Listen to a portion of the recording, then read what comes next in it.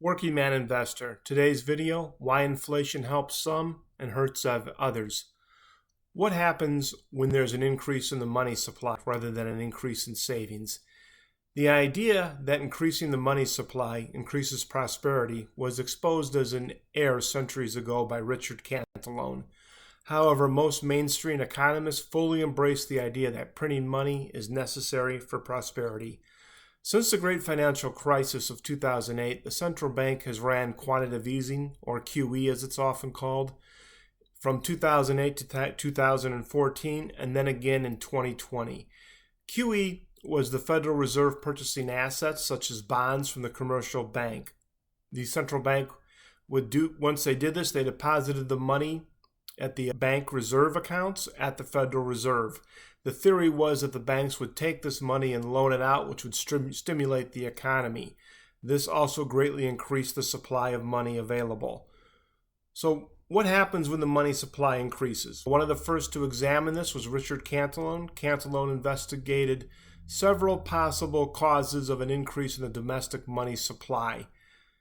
Importation from foreign countries and the discovery of a new gold and silver mine. So he realized in his day there's two ways countries could get new money: discover a gold or silver mine, or manufacture and sell it to other countries. So his important insight was that the effect of this new money depended on who had access to it first.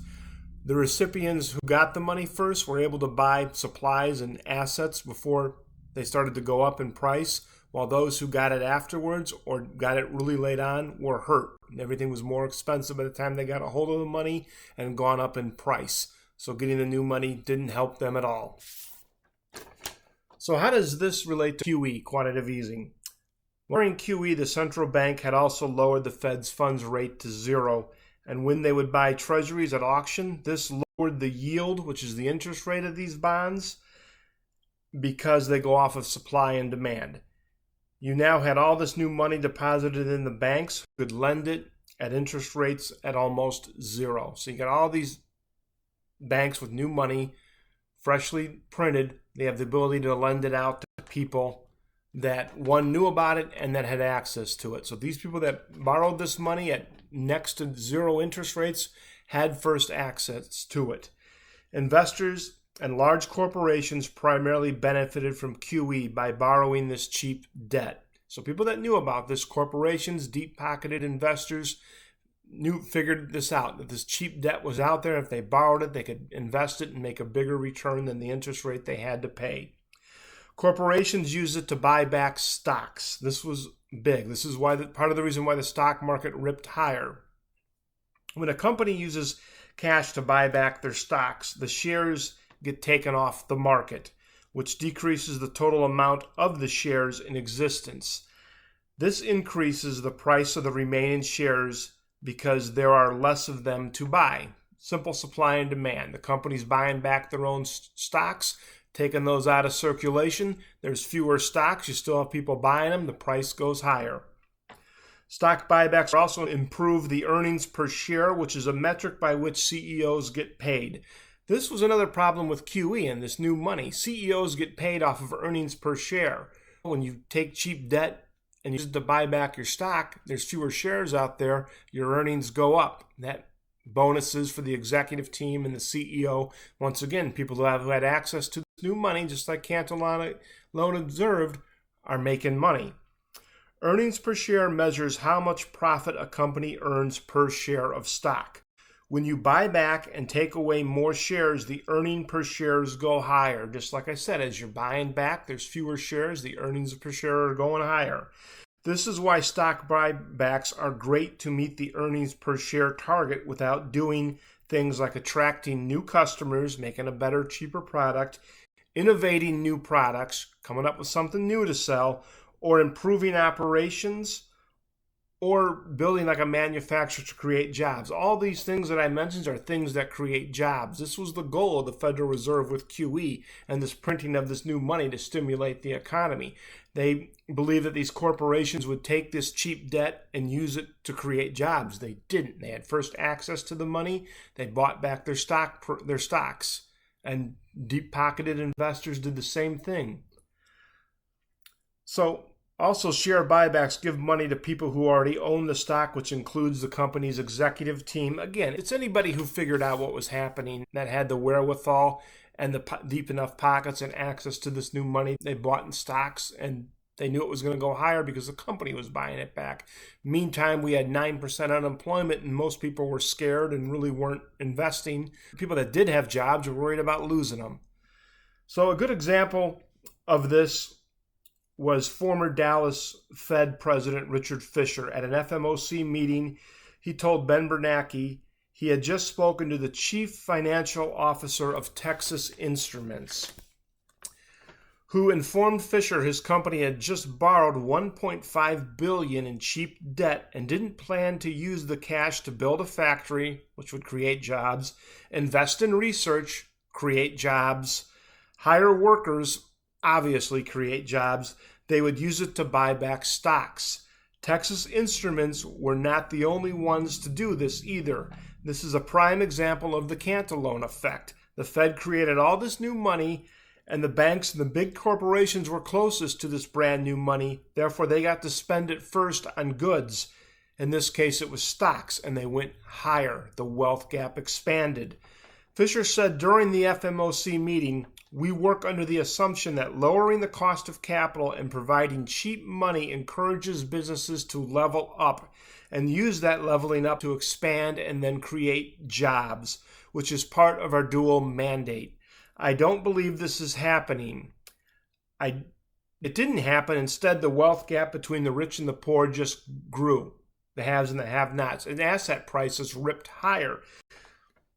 Ben Bernanke responded, I'm quoting here, "Thank you, President Fisher. I know we put a lot of value on anecdotal reports around this table and often to great credit.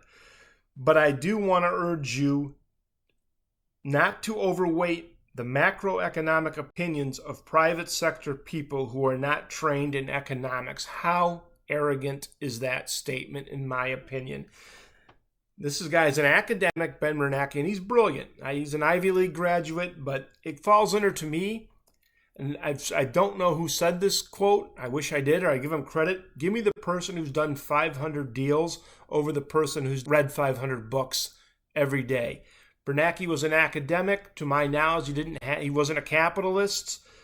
Fisher was talking to a capitalist, figuring out exactly what was going on in our economy through this QE.